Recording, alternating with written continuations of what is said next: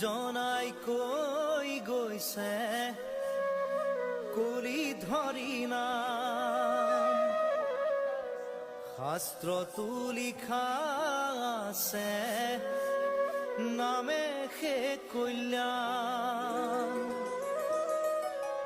কুকুৰ শৃগাৰৰ ৰুৱাত মাতো আছে ৰাম নামৰ মালা গাঁঠি কৰা নিজ কাম গোপাল গোবিন্দ লোৱা হৰি নাম। কৃষ্ণ জন্ম বিষয়ক প্ৰশ্ন বসুদেৱ দৈৱকী বিবাহ। কৃষ্ণ হে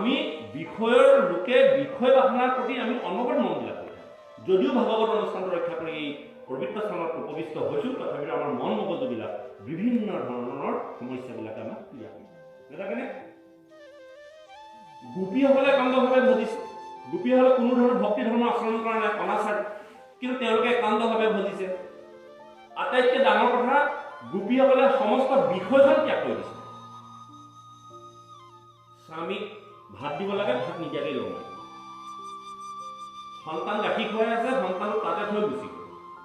আজি তাৰিখত সন্তান গাখীৰ খুৱাই থোৱা মাতৃগৰাকীয়ে ভাগৱতলৈ যাওঁতে সন্তানটো ঠেকেচা মাৰি মোৰ 6টা বজাত যাবই লাগে বুলি আহিবনে বাৰু? আহিবনে বাৰু? নাহে। কিন্তু গোপীসকলে গৈছে। গোপীসকলে নিজৰ স্বামীক অৱহেলা কৰি একদম এক বিন্দু নথকাৰ কাৰণে কৃষ্ণৰ বাংশী ধ্বনি শুনাৰ লগে লগে বৃন্দাবনলৈ ঢাপলি মেলিছে। ইমান বিষয়খন কেনেকৈ ত্যাগ কৰিছে? তেওঁলোকৰ মনৰ অকণো অনুভৱ অহা নাছিলেনে যে সদায় মই সন্তানটোক গাখীৰ খুৱাই আছো, মই যদি গুচি যাওঁ এই সন্তানটো কি হ'ব? সৰু এটা উদাহৰণ দিওঁ। এই আঙুলিটো দেখিছেনে? আঙুলিটো আপোনালোকে ঘঁহি থাকক। এনেকৈ এনেকৈ এনেকৈ আঙুলিটো মাৰক। এনেকৈ এনেকৈ মাৰিলে মাৰিলে মাৰিলে মাৰিলে মাৰিলে অলপ টাইমৰ পাছত কি ওলালে? কি ওলাব বা এই মলি ওলাব। এনেকৈ আপুনি মাৰি থাকক। এনেকৈ মাৰি থাকিলে এটা সময়ত কি ওলাব? মলি ওলাব। আপোনাৰ দেহৰ পৰা কি বাজ আহিলে? মলি আহিলে। মলিটো আহি আপুনি এনেকৈ কৰক। অকণমান গোট খালে। গোট খাই আপুনি কি কৰিলে? পেলাই দিলে। গাতে লাগি থকা এটা মলি ঘঁহি ঘঁহি ঘঁহি ঘঁহি মলি ওলালে। মলিটো আনি আপুনি কি কৰিলে? পেলাই দিলে। এতিয়া সেই মলিখন পেলাওঁতে আপোনাৰ দুখ লাগিব নালাগে? অতদিন মোৰ তাতে লাগি আছিল, আয়ো দেখি কেনেকৈ পেলাই দিম বাৰু? সন্তাপে ধৰিছিলে নাই? ধৰে নহয়? কেতিয়াওতো নধৰে। গোপীসকলে বিষয়খন সেই মলি এৰোৱাৰ আগতে অকণো সন্তাপ নোহোৱাকৈ ত্যাগ কৰি দিছে। ইমান বিন্দু মাত্ৰ তেওঁ মনলৈ সেই ভাবটো নাই। বিন্দু কিন্তু গাতে লাগি থকা। চাওক, আমাৰ বিষয়খন আমাৰ গাতে লাগি আছে, কিন্তু আমি এই বিষয়খন ত্যাগ কৰিব নোৱাৰোঁ। সেইটোৱে বিকাৰগ্ৰস্ত আমাৰ মন। আৰু গোপীসকলে সেইটোৱে কৰিছে। আমাৰ শৰীৰত লাগি থকা মলবিলাক, এই মলবিলাকে হ'ল আমাৰ বিষয়। যিবিলাক লেতেৰা বস্তু, এইবিলাক লেতেৰা নহয়, যাৰ কাৰণে আমি যন্ত্ৰণা কৰিব লাগে। আৰু এই মলবিলাকক ত্যাগ কৰিব নোৱাৰোঁ, গাতে লাগে। কিন্তু সেইবোৰ আমাৰ আৱৰ্জনা, কিন্তু ত্যাগ কৰোঁতে আমাৰ দুখ লাগে। কিন্তু গোপীসকলে সেইবিলাক ত্যাগ কৰোঁতে কি হৈছিলে? দুখ লগাইছে। কোনো মনত সন্তোষ ভাৱ নোহোৱাকৈ ত্যাগ কৰি অকণো দুখ নহয়। গতিকে আমাৰ জীৱনত থকা আমি ভাবি থকা কথাবিলাক সঁচা অৰ্থত ত্যাগ কৰিব পৰাটোৱে হ'ল একান্ত ভকতি। গতিকে আমি একান্ত ভকতি কোন স্থানত আছো এইখিনি চাই ল'লে। গতিকে ইয়াত সেইটোকে কৈছে যে কৃষ্ণ কথা সকলোৱে শুনিব নোৱাৰে, সেইজনেহে শুনিব পাৰে যিজনৰ মন নাইকিয়া হৈ আছে, নিৰ্মল। পাপীৰ কাণত পাপে হুচি ধৰাৰ কাৰণে যিসকলত থাকে তেওঁলোকে কেতিয়াও কৃষ্ণ কথা একান্তভাৱে শ্ৰৱণ কৰিব লাগে। ইয়াত কৈছে সিজনে কৃষ্ণ কথা শুনিবাক পাৰে, পাপীৰ কাণত পাপে হুচি হেনো ধৰে। হে ৰাম হেন জানি সাৱধানে শুনা হবে নৰে, নাই ধৰ্ম কৃষ্ণ কথা শ্ৰৱণত কৰে। তপদ পদৈত মহা দান তীৰ্থ স্থান, অতি ভাবু মোহি কৃষ্ণ কথাৰ সমান। হে ৰাম পৰীক্ষিত নিপে পাছে উচন্ত ভূপত চন্দ সূৰ্য বংশৰক শিলা কথা যত। পাছে নাৰায়ণে যদু বংশে অৱতৰি, কহিউকে নকৰ্ম কৰি লন্ত হৰি। পৰীক্ষিত ৰজাই সুখদেৱক সুধিলে, হে গুৰুদেৱ তুমি চন্দ্ৰ সূৰ্য বংশৰ কথাই আগত ক'লা, এতিয়া তুমি যদু বংশৰ বিষয়ে মোক অকণমান জনোৱাচোন। তেওঁ যদু বংশত অৱতাৰ কৰি কি কি কৰ্ম কৰিছিল এই ধৰাধামত। এই ৰাম মহাজ্ঞানী গণে যাক গাৱে অবিশ্ৰাম, সংসাৰৰ ঔষধক নৰয় অভিৰাম। হেন কৃষ্ণ কথা শুন, হেন কৃষ্ণ কথা নিব কোনৰে, একে মহাপাপী আত্মা ঘাতে পীত পৰে। আইসকল বাবুসকল, এই সংসাৰৰ আমাৰ যেতিয়া বেমাৰ হয়, যন্ত্ৰণা হয়, তেতিয়া আমাৰ অসুখ হ'লে আমি কি কৰোঁ? ঔষধ খাওঁ। আমাৰ যেতিয়া বেমাৰ কৰোঁ বা আমাৰ যেতিয়া যন্ত্ৰণা হয় তাৰ কাৰণে আমি ঔষধ খাওঁ। আমি এনেকুৱা এটা যন্ত্ৰণাত পৰি আছো, এনেকুৱা এটা বেমাৰত পৰি আছো, সেই ব্যাধিটোৰ নাম কি? সংসাৰৰ ব্যাধি। এতিয়া সংসাৰৰ ব্যাধি ঔষধ হ'ল কি? কৃষ্ণ নাম। কৃষ্ণ নাম শ্ৰৱণ কৰিলে আমি সংসাৰৰ ব্যাধিৰ পৰা পৰিত্ৰাণ পাম। সেইকাৰণে কৈছে যে মহাজ্ঞানী গণে যাক গাৱে অবিশ্ৰাম, সংসাৰৰ ঔষধ কৰ্ণৰো অভিৰাম। হেন কৃষ্ণ কথা নুশুনিব কোনো নৰে একো মহাপাপী আত্মক ঘাতেকৃত কৰে আৰু সেইজন লোকে কৃষ্ণ কথা নুশুনি তেওঁ জীৱনৰ মহাপাপ অৰ্জন কৰি আত্মঘাতী হৈছে আত্মঘাতী মানে নিজে নিজে গৈ গাতত পৰে হে ৰাম দুৰ্ঘোৰ সাগৰ হে নাবল কৌৰৱৰ দুৰ্ণ ভীষ্ম কৰ্ণ তাত কুম্ভীৰ মগৰ মোৰ পিতা মহাবৰ্গে কৃষ্ণ নৌকা পাই লীলায়ে কৰিলা তাক গুখোজ পৰাই খুব ডাঙৰ কথা কৈছে পৰীক্ষিত যে হে গুৰুদেৱ যিখন ৰাজ্যত দুৰ্ণ ভীষ্ম কৰ্ণ কুম্ভীৰ মগৰৰ দৰে য'ত আছিল তাত মোৰ পিতামহসকলে পিতামহ কোন পৰীক্ষিত যুধিষ্ঠিৰকে আদি কৰে যুধিষ্ঠিৰ ভীম অৰ্জুন নকুল সহদেৱ তেওঁলোকৰ পৰীক্ষিতৰ পিতামহ আৰু এই পিতামহসকলে দুৰ্ঘোৰ সাগৰত বা যিখন ৰাজ্যত দুৰ্ণ ভীষ্ম কৰ্ণ দুৰ্যোধন দুঃশাসনকে ধৰি কুম্ভীৰ মগৰৰ দৰে যিখন ৰাজ্যত আছিল সেই ৰাজ্যখনত থকাৰ স্বত্বেও মোৰ পিতামহসকলে এই ভৱসংসাৰখন গৰু খোজৰ পানী বুলি জ্ঞান কৰি একেটা জাপতে পাৰ হৈ কেনেকৈ সংসাৰ কৰি গৈছিল সেই কথাটো মুক্ত আমি যিখন ভৱসংসাৰ দেখিছো ইমানখন কিন্তু পাণ্ডৱসকলে সেই ভৱসংসাৰখন এটা গৰু খোজৰ পানী বুলি জ্ঞান কৰি এটা জাপ মাৰি পাৰ হৈ পেলাই তেওঁলোকে ভৱসংসাৰখন কৰি গুচি গৈছিল বোলে মোক সেই কথাবিলাক কোৱাচোন আজি আমি সমাজবিলাকত দুজন অসৎ মানুহ থাকিলে আমি ধৰ্ম কৰিবলৈ আমাৰ অশান্তি হয় তেওঁলোকে আমাক বাধা বিধি দিয়ে বুলি বা নোৱাৰো বুলি আমি কি কওঁ কিছুমুখীয়া হওঁ কিন্তু সেই সময়ত কৌৰৱ পক্ষত ইমানখিনি কুম্ভৰ মগৰৰ নিচিনা শক্তিশালী অসৎ স্বভাৱৰ মানুহ থকাৰ স্বত্বেও পাণ্ডৱসকলে কেনেধৰণে ভৱসংসাৰখন গৰু খোজৰ পানীত পাৰ হোৱাতে পাৰ হৈ গুচি গৈছিল এই কথাখিনি মোক গুৰুদেৱ অৱগত সেই কথাখিনি এতিয়া আমাক দশম স্কন্ধত ক'ব কেনেকৈ আমি ভৱসংসাৰখন গৰু খোজৰ পানীৰ গতে পাৰ হৈ গৈছিল সেইটোকে কৈছে যে মূৰ দেহা দহিলে সেইটোকে কৈছে মূৰ পিতা মহাবৰ্গে কৃষ্ণ নৌকা পাই লীলায়ে কৰিলা তাক গু খোজ পৰাই গু খোজ মানে গৰু খোজ হে ৰাম মূৰ দেহা দহিলে দুৰ্নীৰ ব্ৰহ্মখৰে ৰাখিলা মাধৱে পক্ষী গৰ্ভৰ ভিতৰে হেন ইষ্ট দেৱ মূৰ প্ৰভু দামোদৰ কহিও শুনিব তান চৰিত্ৰ বিস্তৰ কিহেতু বাধিলা কৃষ্ণে কংস মাতুলক পিতৃগৃহ এৰি কেনে গলা গোকুলক মনুষ্য হৰিৰে আছি লন্ত কত মানে বিংতি বংশ হহিতে বংশীলা পুণ্য থানে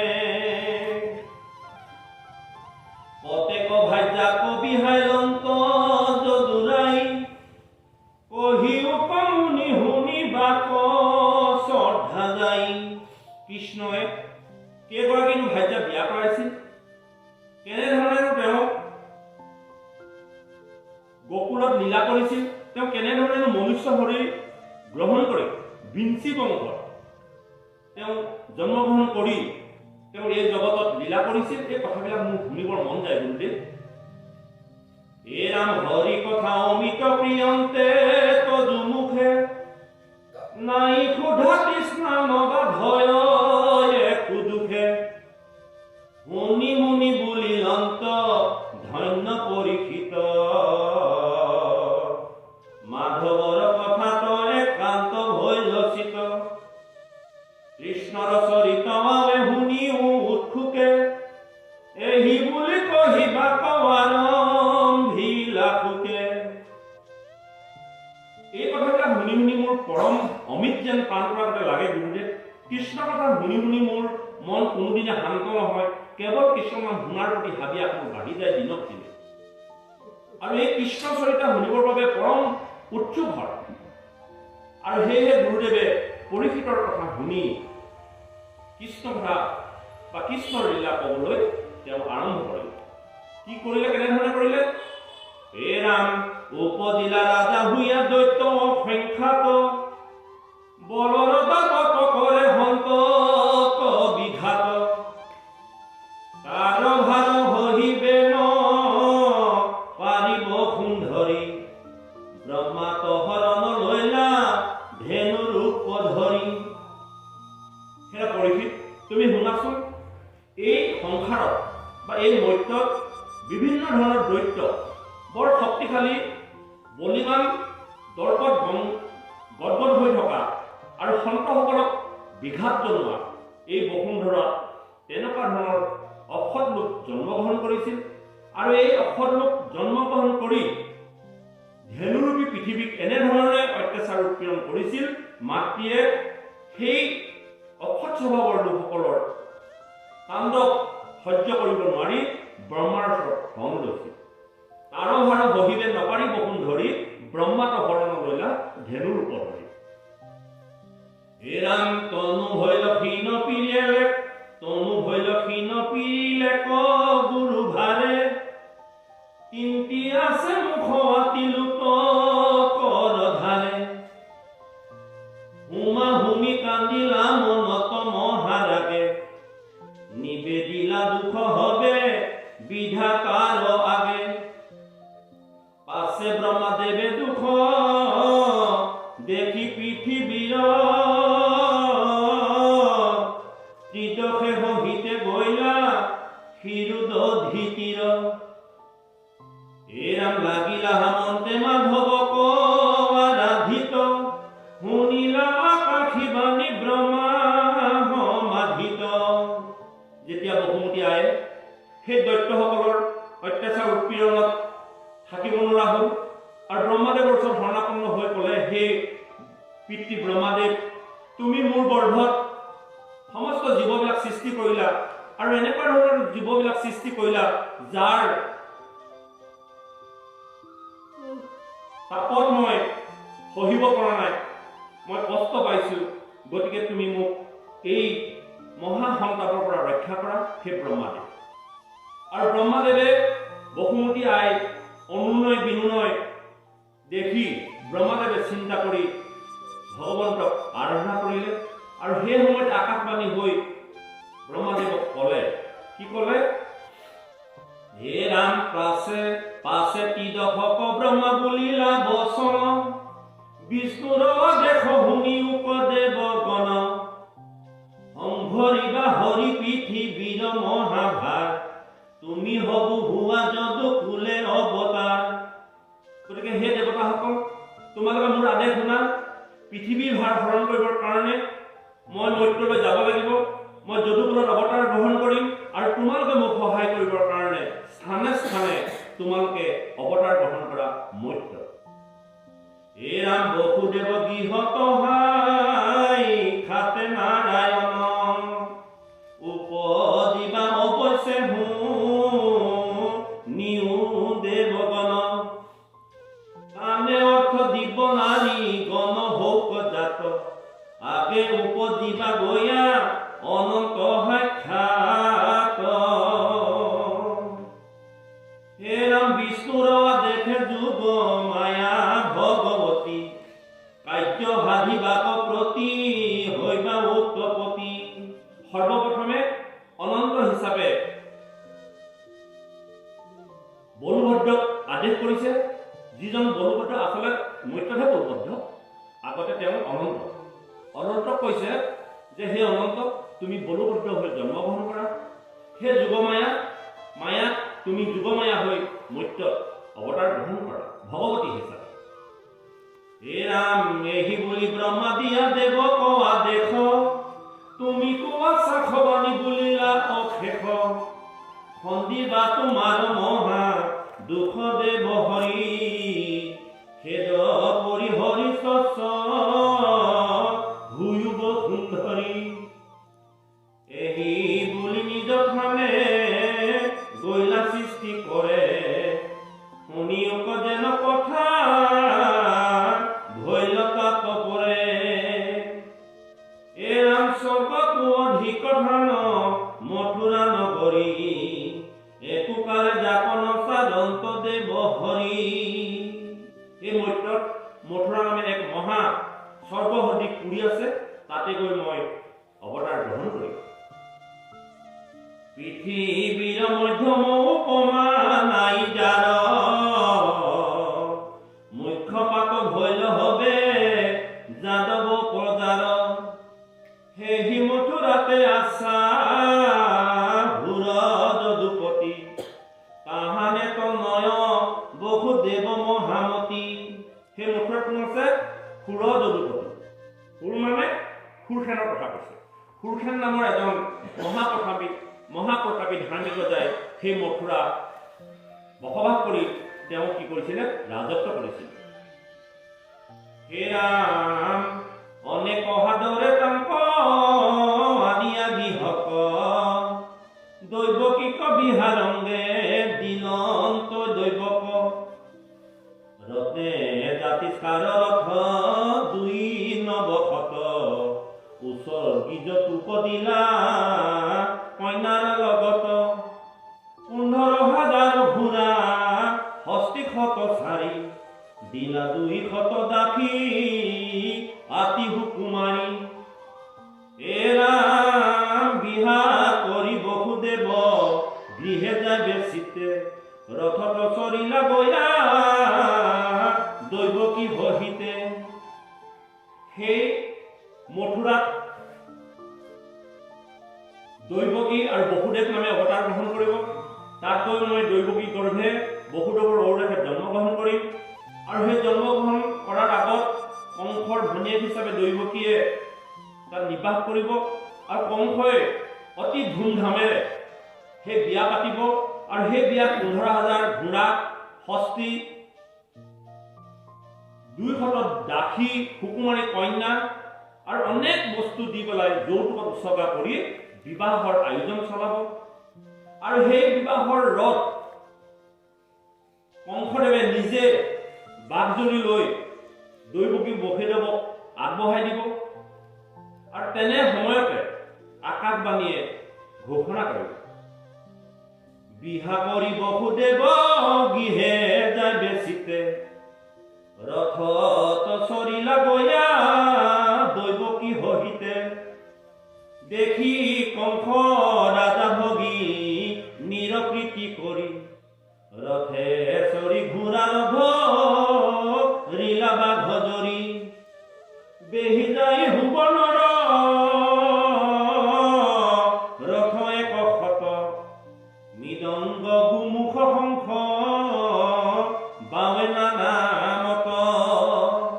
বিভিন্ন ধৰণৰ মৃদং, গুমুখ, শংখ আৰু ভুৱনৰ ৰথ তৈয়াৰ কৰিছে। আৰু কংসই বিভিন্ন জনৰ দ্বাৰা, ঘোঁৰাৰ দ্বাৰা তেওঁ ৰথ সৃষ্টি কৰি সেই বিবাহৰ কাৰ্য সমাপন কৰিব বিচাৰিছে। হে ৰাম ঘোঁৰা ডকাই যাই কংস চৰিয়া ৰথত, শুনিলা আকাশী বাণী জাহান্তে পন্থত। হে ৰাম জাকলয়া জাক কংস শুনৰে অজ্ঞান, এহিৰ অষ্টম পুত্ৰে তোৰলৈ বেপ্ৰাণ। শুনিয়া নিষ্ফল কংসে খান্দা লৈলা তুলি, দৈৱকীৰ কেশত ধৰিলা কাটো বুলি। সেই সময়তে আকাশবাণী হ'ল।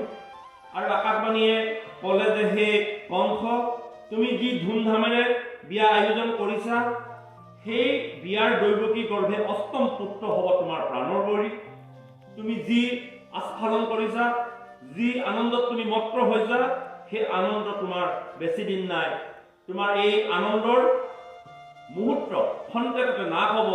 দৈৱকী গৰ্ভত অষ্টম পুত্ৰ হ'ব তোমাৰ প্ৰাণৰ বৈৰী। হে ৰাম শুনিয়া নিষ্ফল কংসে খান্দা লৈলা তুলি, দৈৱকীৰ কেশত ধৰিলা কাটো বুলি।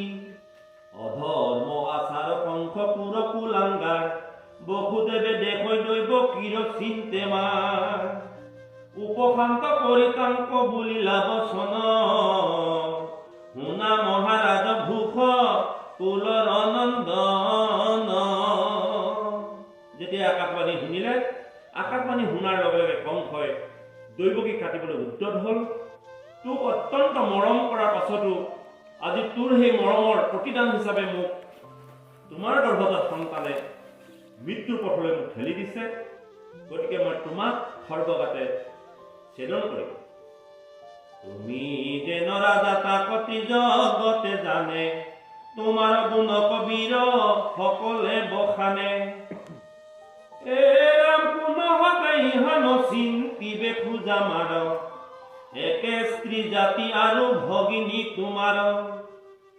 কমনে আচৰৈ পাপ মৰণ ভয়তে, জন্তুৰ উপদে মৃত্যু দেহাৰ লগতে। জন্তুৰ উপদয় মৃত্যু দেহাৰৰ লগতে বুলি আছে, আচলতে জন্ম হ'ব লাগে। জন্মতে উপদয় মৃত্যু দেহাৰৰ লগতে প্ৰিণ্টিং দিছে। এয়া আজি মৃত্যু সকলো শিখতে কল কৰে, অৱশ্যে মৰণ আচয় হবে জগতৰে।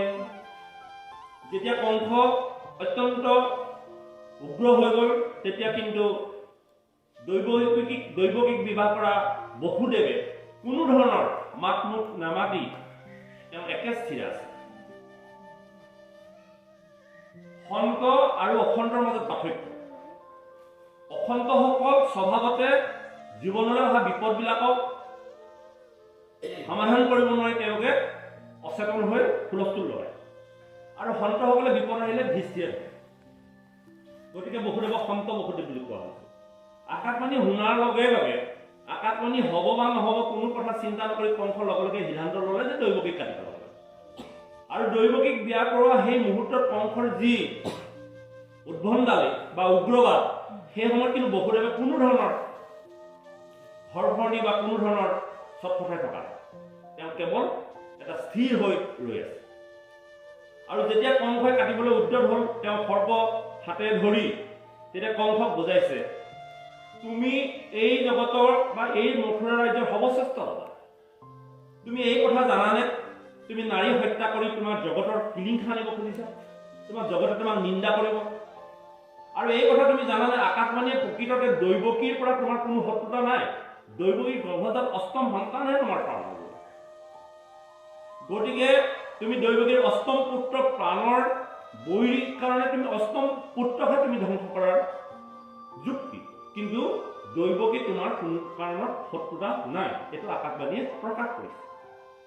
আৰু সন্ত বসুদেৱে এই কাৰণে কৈছে যে তুমি এই কথা জানানে? মানুহ যিদিনাই জন্মগ্ৰহণ কৰে সেইদিনাই মৃত্যুৰ লগে লগে জন্মগ্ৰহণ কৰে। আমি সেই কথা উপলব্ধি নকৰোঁ। আমি যিদিনা জন্মগ্ৰহণ কৰিলোঁ সেইদিনা মৃত্যু নামৰ দিনটো আমাৰ কাৰণে থিৰাং কৰি দিছোঁ। সেইকাৰণে আমি কথাই কথাই দুদিনীয়া সংসাৰ বুলি কওঁ।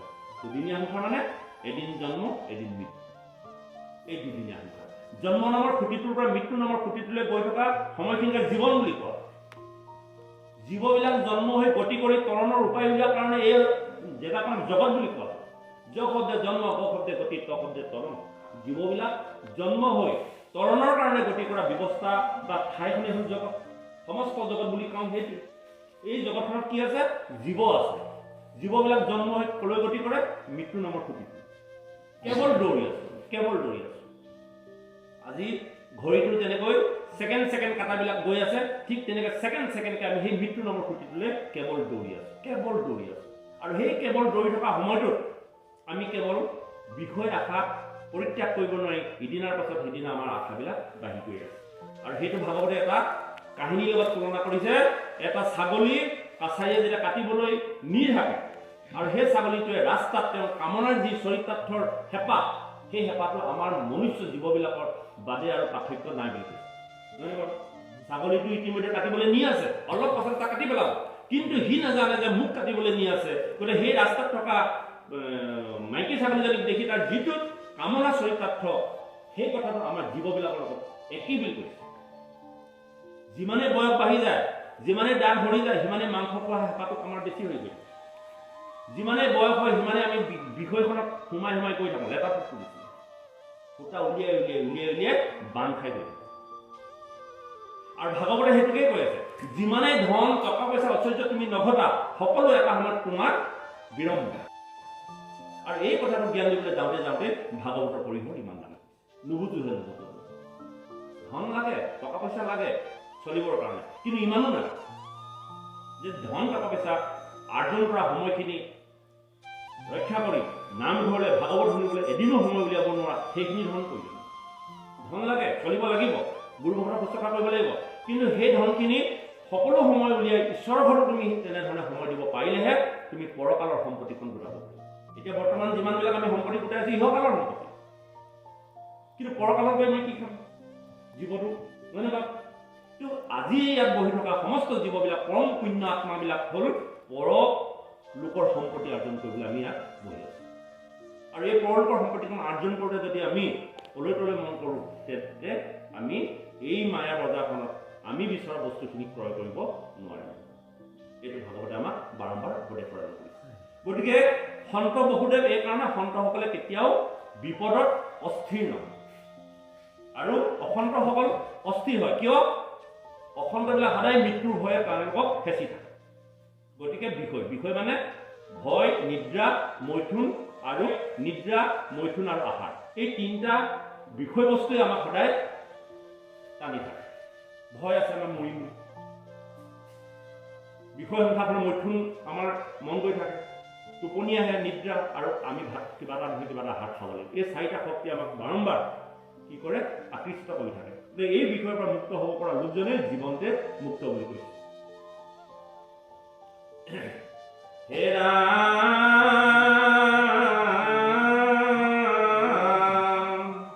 কৰ্মৰ অধীন জীৱ যে তীক্ষ্ণ যায়, এৰৈ পূৰ্ব দেহা আৰু শৰীৰ পাই, যেন জোকে তিন পাইলে এৰৈ আউৰ তিন, জীৱন মৰণ স্বপ্নে এৰে নুহি ভিন্ন, যিটো জনে কুশলক চিন্তে আপোনাৰ,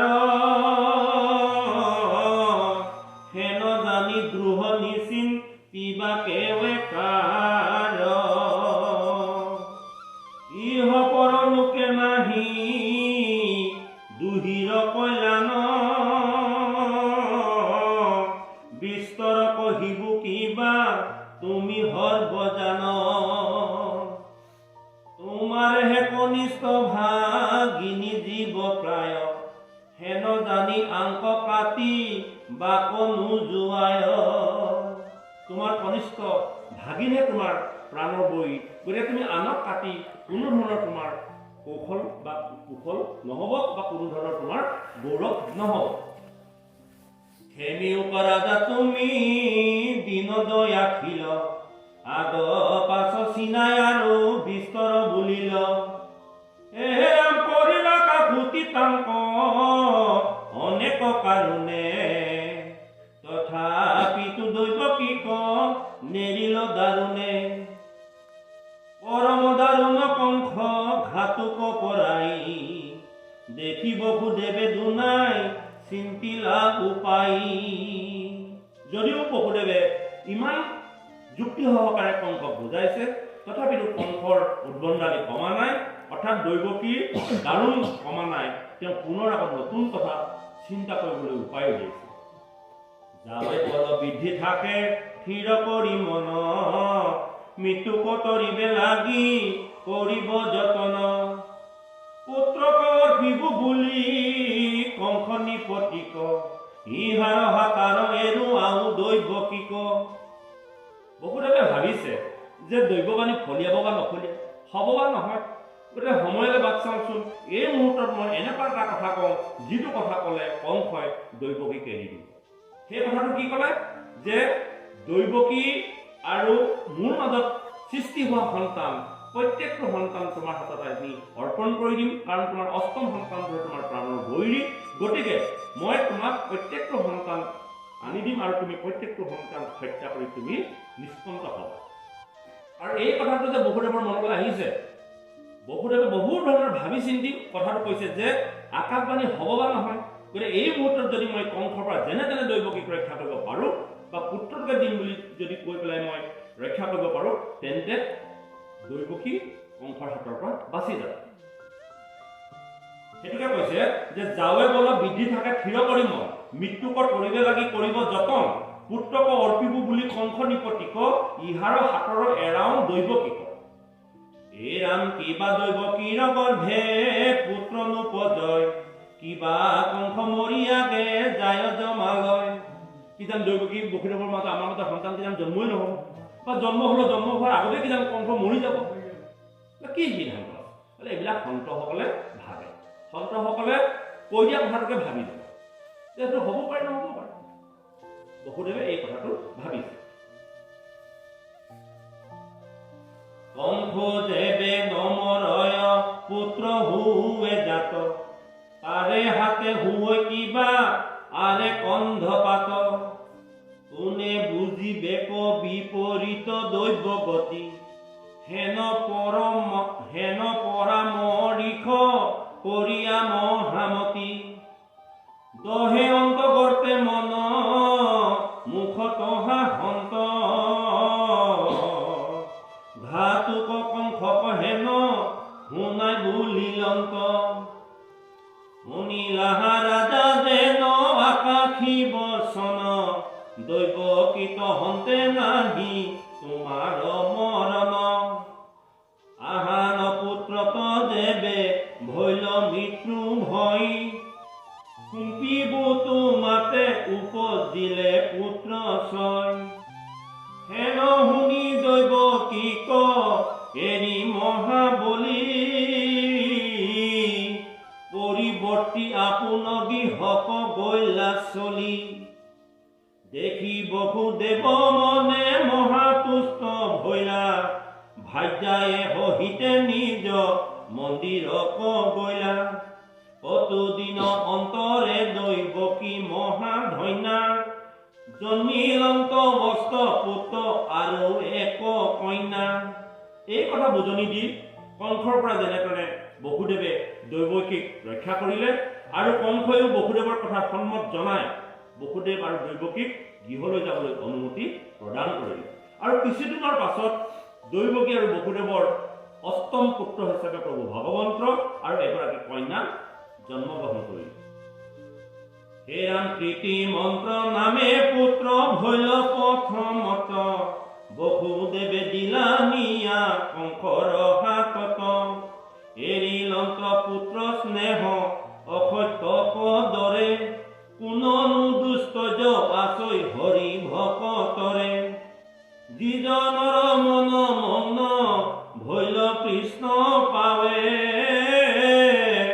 আন কোনো বস্তু হিতু মুখ্য কোন চাৱে সন্তসকলৰ আৰু এটা চৰিত্ৰ আছে কি কথা উলংঘন নকৰে ইয়াক ক'লে যদিও তেওঁ ভাবিছিলে যে পুত্ৰ সন্তান নজন্মিব পাৰে বা জন্ম হোৱাৰ আগে আগে হয়তো কংস মৰি যাবও পাৰে কিন্তু কালৰ পৰিপ্ৰেক্ষিতত কিন্তু বসুদেৱে ভবা কথাখিনি নহ'ল দৈৱকী বসুদেৱৰ মাজত সন্তান জন্ম হ'ল প্ৰথম সন্তানটোৰ নাম কীৰ্তিমন্ত আৰু সেই সময়ত কংস ৰজাক বসুদেৱে কোৱা আখৰে আখৰে পালন কৰি তেওঁ অত্যন্ত মৰমৰ পুত্ৰ কীৰ্তিমন্তক আনি কংসৰ হাতত তুলি দিলে কিয় তুলি দিলে সময় বাগৰাৰ লগে লগে আমাৰ কথাবিলাক আমাৰ বাগৰি যায় আজি যিটো কথা আজি চুক্তিবদ্ধ হৈছোঁ যিটো কথা পাতিছোঁ কালিলৈ আমি বিষয়ৰ সমস্যাত পৰি আমাৰ কথাবিলাক ৰক্ষা নহয় গতিকে আমি অসন্ত সন্তলোকে কেতিয়াও আজি কোৱা কথাটো কাইলৈ পাহৰি নাযায় আজি যিটো কথা পাতিম এই কথাই হৈ থাকিব এইটো হ'ল সন্তৰ চৰিত্ৰ আমি অসন্ত কেনেকৈ আমি অসন্ত বুলি কেনেকৈ ক'ব বিচাৰিছোঁ আমি কথা কৈ কথা নাৰাখোঁ গুৰুৰ ওচৰত যেতিয়া শৰণ বাক্য গ্ৰহণ কৰিলোঁ কৃষ্ণত হৰণ নামত হৰণ বৈষ্ণৱত হৰণ গুৰুত হৰণ তাৰ পাছত গুৰুৰ ওচৰৰ পৰা আহি আমি কি কৰিলোঁ সমস্ত হৰণ আমি ত্যাগ কৰি দিলোঁ গতিকে আমি অসন্ত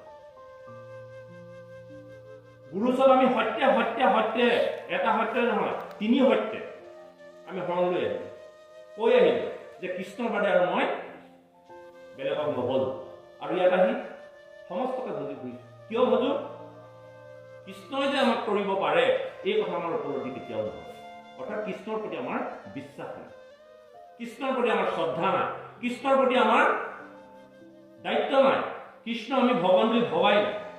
যদি কৃষ্ণ সঁচাকৈ ভগৱান বুলি ভাবিলোহেঁতেন তেন্তে আমি কৃষ্ণৰ প্ৰতি আমাৰ ভয় থাকিব।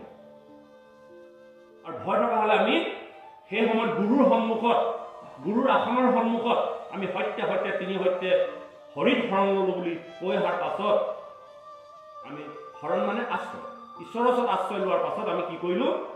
গুৰুৰ ওচৰৰ পৰা আঁতৰি আহি লগে লগে সমস্ত জেগাত আমি আশ্ৰয় গ্ৰহণ কৰি আছোঁ। গতিকে আমি অসন্ত, আমি কথা দি কথা নাৰাখোঁ।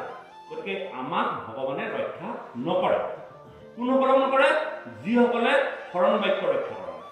সকলোকে মই কোৱা একচাম মানুহৰ কথাই কয়, যিসকলে শৰণ বাক্য ৰক্ষা কৰা নাই, যিসকলে সত্য কথা সত্য সত্য কৰি কথা কোৱা কথা ৰক্ষা কৰা নাই, সেইজন লোকেই হ'ল কংস। কাৰণ কংসই কথা নাৰাখে, বসুদেৱে কথা ৰাখে। কেনেকৈ ৰাখে? বসুদেৱে সত্যক ৰক্ষা কৰি অসত্যৰ প্ৰতি ভয় কৰি তেওঁ কথামতে প্ৰথম সন্তানটো আনি দি দিছে। আৰু যেতিয়া প্ৰথম সন্তানটো দিলে, প্ৰথম সন্তানটো দিয়াৰ পাছত কংসই কৈছে যে বসুদেৱ তুমি ধন্য। মানে কংসই ভাবিছে যে বহুত মানুহ দেখিছোঁ, বহু সন্ত দেখিছোঁ, কিন্তু তোমাৰ নিচিনা মই সন্ত দেখা নাই। কাৰণ তোমাৰ ঔৰসত জন্মগ্ৰহণ কৰা ইমান মৰমৰ সন্তানটো তুমি আজি মোৰ হাতত তুলি দিবলৈ কিঞ্চিত মানুহ দুখ নকৰি কেৱল সত্য ৰক্ষা কৰি পালন কৰিছা, ধন্য বসুদেৱ বুলি কংসই সন্ত বসুদেৱ বুলি উপাধিৰে বিভূষিত কৰিছে। আৰু কৈছে যে তুমি এই সন্তানটো লৈ যোৱা, ইমান সুন্দৰ মোৰ ভাগিন, তুমি গৈ এই সন্তানটো মৰম চেনেহ কৰি ডাঙৰ দীঘল কৰা, কিন্তু মনত ৰাখিবা মোৰ প্ৰাণৰ বলি অষ্টম সন্তান। আৰু এই সন্তানটো লৈ বসুদেৱ যেতিয়া গৃহলৈ গুচি গ'ল, তাৰ পাছতে দেৱৰ্ষি নাৰদে আহি কংসক ক'লে যে তুমি যিখন কেলেণ্ডাৰ গণনা কৰিছা, সেই কেলেণ্ডাৰখন মৈত্ৰৰ কেলেণ্ডাৰহে গণনা কৰিছা, কিন্তু দেৱতাসকলৰ কেলেণ্ডাৰখন তুমি জানো দেখিছা? যিটো অষ্টম বুলি কৈছা, সেই অষ্টমটো কি জানো প্ৰথমটোৱে অষ্টম, তেওঁলোকে কোনফালৰ পৰা গণিছে? গতিকে এই ফুল পাছোৱা, এইফালৰ পৰা গণিলে অষ্টম আৰু এইফালৰ পৰা গণিলে অষ্টম। আৰু যেতিয়া কংসক এই কথাটো সুমুৱাই দিলে দেৱৰ্ষিয়ে, লগে লগে কংসৰ মন সলনি হৈ গ'ল। অৰ্থাৎ অসন্তসকল মই মোৰ কথা কৈ আছোঁ, আমাক কোনোবা এজনে যদি যুক্তি সহকাৰে কথাটো বুজাই দিয়ে, আমি অতদিনে ভাবি অহা কথাটো উল্টা হ'ব। নহয় বাৰু? কি হ'ল অসন্তৰ চৰিত্ৰ? সন্তসকলে কথাৰ অৰ্থ কৰাৰ আগত ভাল ধৰণে ভাবিলে, আৰু যিটো কাম কৰিব কেতিয়াও সলনি নহয়। সেইটো হ'ল সন্তৰ চিন আৰু এইটো হ'ল অসন্তৰ চিন। এইবিলাক কথাকে ইয়াত আমাক দেখাই আছে, সন্ত আৰু অসন্ত। কাৰণ দেৱৰ্ষি নাৰদে আহি যেতিয়া কংসক যুক্তিৰে বুজাই দিলে, কংসক উন্মাদ হৈ পেলাই দৈৱকী বসুদেৱক পুনৰ কাৰাগাৰ ভৰাই দিলে। আগতে ভৰোৱা নাছিল। গতিকে অসন্তসকলে আনৰ কথা শুনে, লোকৰ কথা শুনি পেলাই তেওঁলোকে সিদ্ধান্ত লয়, আৰু সন্তসকলে নিজৰ বুদ্ধি বিবেকক প্ৰশ্ৰয় দি নিজৰ মতে কথা সিদ্ধান্ত লয়। সন্ত আৰু অসন্তৰ মাজত সেইটো। গতিকে আমি কোন স্থানত আছোঁ ভাবি ল'লে কোনে কোনে কোন স্থানত আছোঁ। যদি আমি প্ৰকৃততে নিজৰ মতে সিদ্ধান্ত লওঁ, আনৰ দ্বাৰা যদি পৰিচিত নহওঁ, তেতিয়াহ'লে আমি প্ৰকৃততে সন্ত লাইনত বহি আছোঁ। আৰু যদি আমি আনৰ দ্বাৰা পৰিচিত হওঁ, আনে কৈ দিয়া কথাবিলাক আমি অতদিনে ভাগৱত শুনি শুনি গম পালোঁ, কাইলৈ কোনোবা এজনে এনেকুৱা ধৰণৰ কথা এটা কৈ দিলে, অতদিনে শুনাখিনি খতম। গতিকে সেইটো হ'ল কংস, আৰু বসুদেৱ ইয়াৰ চৰিত্ৰ বুজাই আছে। হে ৰাম, আচলতে ভাৱ সমস্ত আয়মস্ত আমাৰ ভগৱন্তক ভজিবৰ কাৰণে আটাইতকৈ বস্তুটো হ'ল গৃহ। মই আপোনালোকক জনাবলৈ পাই সুখী হ'ম, আমাৰ সনাতন ধৰ্মৰ 3টা মাৰ্গ আছে, 5টা মাৰ্গ আছে, 5টা মাৰ্গ। মাৰ্গ মানে পথ। প্ৰথম পথটো হ'ল বৈষ্ণৱ মাৰ্গ। দ্বিতীয় পথটো হ'ল শৈৱ। তৃতীয় পথটো হ'ল শাক্ত। 4 নম্বৰটো হ'ল গাণপত্য। আৰু 5 নম্বৰটো হ'ল গণপত্ৰ কৈ গ'লো। আৰু 5 নম্বৰটো হ'ল 5 নম্বৰ মই পাহৰি গৈছোঁ, পাহৰি গৈছোঁ দেই। গতিকে এই 5টা লাইন আছে। বৈষ্ণৱসকলে বিষ্ণুক প্ৰাধান্য দিয়ে, শৈৱসকলে শিৱক প্ৰাধান্য দিয়ে, শাক্তসকলে দুৰ্গা দেৱীক প্ৰাধান্য দিয়ে, গাণপত্যসকলে গণেশ দেৱতাক প্ৰাধান্য দিয়ে। আৰু এটা আছে মই পাহৰি গৈছোঁ, আমাৰ ইয়াত নাই সেইটো, আমাৰ সেই পন্থটো ইয়াত নাই। এই 5টা লাইনত আমাৰ সনাতন ধৰ্মৰ পৰম্পৰা। আমি এতিয়া কোনটো পালন কৰিছোঁ? যদি সভ্য হৈছোঁ তেতিয়াহ'লে আমাৰ আৰাধনা দেৱতা হ'ব শিৱ, তম্বুল। যদি আমি বৈষ্ণৱ, আমি উপাসনা কৰা ভগৱানজন হ'ব বিষ্ণু। যদি আমি শাক্ত ধৰ্ম গ্ৰহণ কৰিছোঁ তেতিয়াহ'লে আমাৰ উপাসনা কৰা মূল শক্তিটো হ'ব দুৰ্গা। তাৰ কেন্দ্ৰস্থল হ'ল কামাখ্যা। শৈৱৰ শিৱৰ কেন্দ্ৰস্থল হ'ল শিৱসাগৰ, শিৱদৌল। আৰু বিষ্ণুৰ, যোনে বিষ্ণুক উপাসনা কৰে, বিষ্ণুৰ কেন্দ্ৰস্থল হ'ল ক'ত? জগন্নাথ মন্দিৰ। এই জগন্নাথ মন্দিৰ, আজি মই কিছুদিনৰ আগতে এটা তথ্য পালো, জগন্নাথৰ কেইটামান মহত্ব আছে, আজিও আছে। সেই মহত্বৰ কথাকেইটা আপোনালোকে উপলব্ধি কৰক। যদি কোনোবা গৈছে জগন্নাথলৈ, যোৱা মানুহ আছে নেকি? কোন গৈছে? আপোনাকে সুধিম কেইটামান। আপুনি কেইটামান কি কি দেখিলে কওকচোন, তাত আপোনাৰ দৃষ্টি জগন্নাথৰ আপুনি গৈ ভালেই হ'ল। আপুনি জগন্নাথত যোৱা মানুহজন পালে। জগন্নাথৰ কি কি বস্তু আছে, কি কি এনেকুৱা কেইটামান বস্তু আছে যিকেইটা প্ৰশ্ন আজি কোনো দিব পৰা নাই?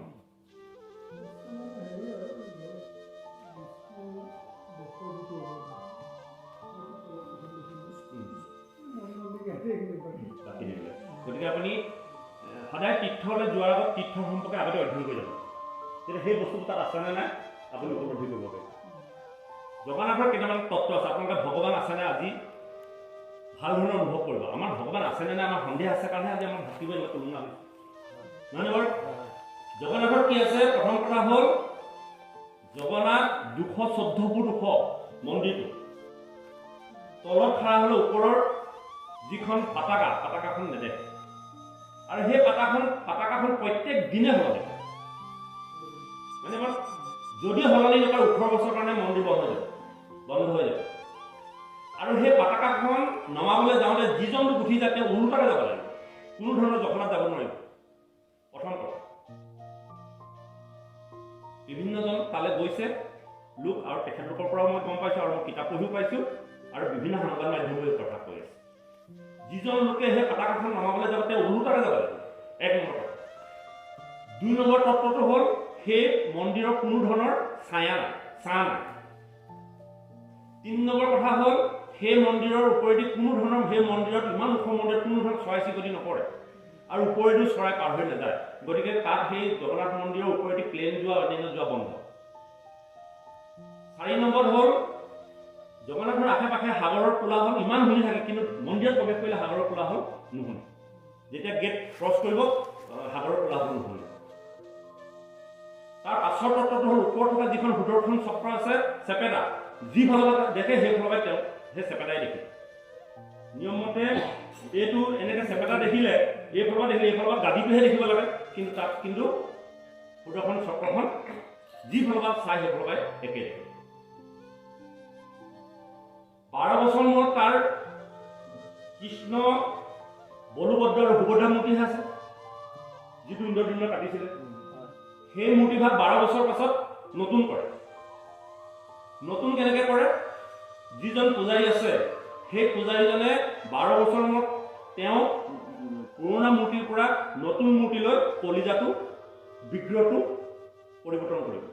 আৰু সেই সময়ত জগন্নাথৰ সমস্ত পুৰী লাইন বিদ্যুৎ সংযোগ কাটি দিয়ে, আন্ধাৰ কৰি দিয়ে। আৰু তাত থকা চিয়াপি কটকটীয়া পহৰা, অকল মন্দিৰৰ ভিতৰত পূজাৰীজন যাব পাৰিব, তাকো তেওঁ চকু বান্ধি দিয়া। এই যে পুৰণা মন্দিৰৰ পৰা বিগ্ৰহটো নি নতুন মূৰ্তিত স্থাপন কৰিব, এই বিগ্ৰহটো কি বস্তু? কলিজা, কৃষ্ণৰ কলিজা এতিয়াও আছে। যেতিয়া কৃষ্ণ দ্বাপৰৰ যুগত বৈকুণ্ঠ প্ৰাণ হ'ল, সমস্ত পঞ্চভূত বিলীন হৈ গ'ল, কিন্তু কলিজাটো কলিজা হৈ থাকে। আৰু সেই কলিজাটো এতিয়া জগন্নাথত স্থাপন কৰি থোৱা আছে। সেই পূজাৰীজনে তেওঁ সেই কলিজা স্পৰ্শ কৰি এই কলিজা ইয়াত স্থাপন কৰিব।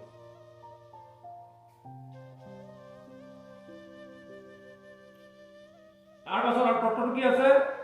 তাত 500জন ৰান্ধনি আছে, চৌকা 7টা আছে, এটাই চৌকা, 7টা চৌকাতে তলতো দিব, তাৰ ওপৰত এটা, তাৰ ওপৰত এটা, তাৰ ওপৰত এটা, নহয়। তলত জুই দিব, পানী দিব, চাউল দিব, আৰু নেচাই ঢাকি দিব। সমস্ত লোকৰ কাৰণে প্ৰসাদ। যিমান লাখ লাখ ভকত হ'লেও আজিলৈকে জগন্নাথৰ প্ৰসাদ নাটনি হোৱা নাই।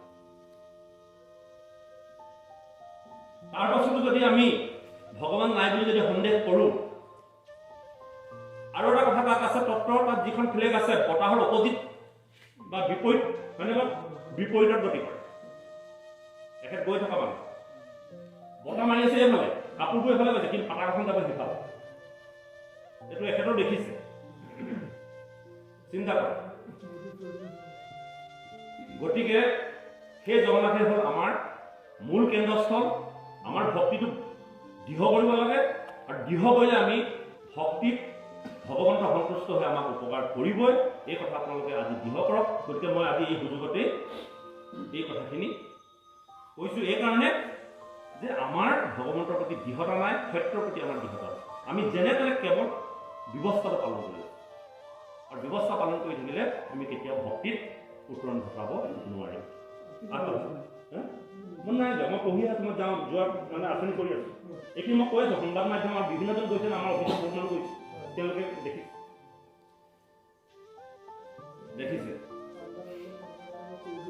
হয়, কৃষ্ণ আগবাঢ়ো। গতিকে আপোনালোকে যদি জগন্নাথলৈ যোৱাৰ পৰিকল্পনা কৰে, এই কথাকেইটা জনাই থৈছোঁ, আৰু এই কথাকেইটা আপোনালোকে অনুসৰণ কৰিব। আৰু যিসকলে গৈছে এই আগতেই যদি জানি লয়, তেতিয়া এই কথাকেইটা হয় নে নহয় প্ৰমাণ কৰিব পাৰিব। কৃষ্ণ এই হপৰ লোকে নাহি এ ৰাম হেন শুনি দৈৱ কি কয় এৰি মহাবলী, পৰৱৰ্তী আপোনকি হক গৈলা চলি, দেখি বসুদেৱ মনে মহাতুষ্ট ভৈলা, ভাইজাই বহিতে নিজ মন্দিৰক গৈলা, কতোদিন অন্তৰে দৈৱ কি মহাধ্যানা, মহাধন্যা অষ্টপুত্ৰ আৰু এক কন্যা, প্ৰীতিমন্ত নামে পুত্ৰ ভৈল প্ৰথমত, বসুদেৱে দিলানিয়া কংসৰ হাতত, এৰিলন্ত পুত্ৰ স্নেহ অসত্য কদৰে, কোননো দুষ্টৰ্য আচৈ হৰি ভকতৰে, এহে ৰাম যিজনৰ মন মন ভৈল কৃষ্ণ পাৱে, আন কোনো বস্তু হিতু মুখ্য কো নচাৱে, মায়াৰ ৰচনা পুত্ৰ ভাজ্যা ধন জন, জানি হবে তেজী ভজা কৃষ্ণৰ চৰণ, এ ৰাম কংসে বোলৈ বসুদেৱ কিনো পুণ্য খালী, এৰি দিলা পুত্ৰক সত্যক প্ৰতিপালি, হাঁহিবলৈ নিয়োহিত সৱাল তোমাৰ, আত্মহন্তে কিছু ভয় নাহিকে আমাৰ, এ ৰাম তোমাৰ অষ্টম পুত্ৰ ভৈলে দিবা আনি, সেয়েহে মুহুৰ মৃত্যু শুনিয়া চুবানি, হেন শুনি বসুদেৱ পুত্ৰ কুলে ধৰি, আপোনগি হক গৈলা মন্যু পৰিহৰি,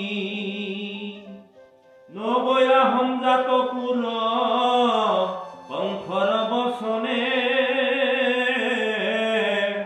আন বুলি আন কৰৈ অসতি দুৰ্জনে, শুনি উপসৰ্বজনে কৃষ্ণৰ চৰিত, আতপৰে আন পুণ্য নাহিকে কলিত, লভি আশা জন্ম যিটো ব্ৰহ্মাৰ বাঞ্ছিত, জানি যত্নে কৰা প্ৰাণ কৃষ্ণ কথামিত, ক্ষণিক সংসাৰ বিলম্বত কাৰ্য নাই, চিন্তামণি জন্ম হেৰা হাততে হৰাই, নাহিকে চেতন কাল অজগৰে গিলে, ধন জন জীৱ নযায় বেক একে তিলে, যত দেখা ভাজ্যা পুত্ৰ হবে অকাৰণ,